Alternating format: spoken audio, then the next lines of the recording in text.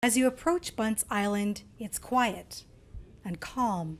But little more than 200 years ago, this shoreline was the departure point for thousands of Sierra Leoneans who were forced onto ships and transported to the Americas as slaves. This is the jetty down which African captives were mashed. ISATU Smith is with the National Commission working to preserve the history of the island.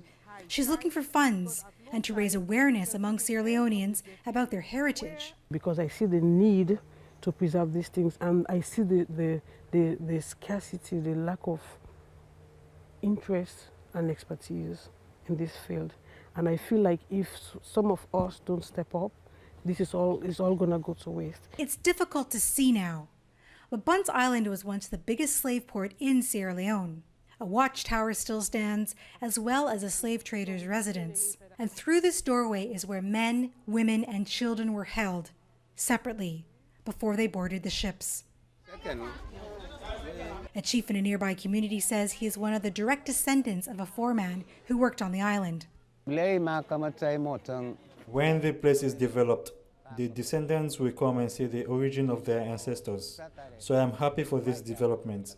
There's no official numbers, but it's estimated 20,000 to 50,000 Sierra Leoneans were brought here as slaves between 1670 and 1808. Great Britain abolished the slave trade in 1807, but it took another year before it ended here.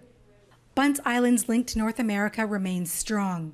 This historian says a community of African Americans in South Carolina and Georgia are known as the Gullah people. They were direct descendants of Sierra Leonean slaves.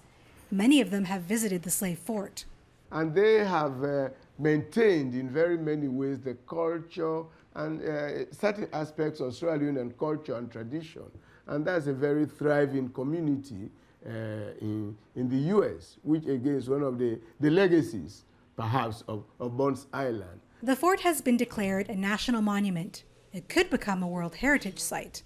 This was a double-door entrance. ISATU Smith hopes people in her homeland, as well as abroad, will have an interest in learning more about this deep part of history.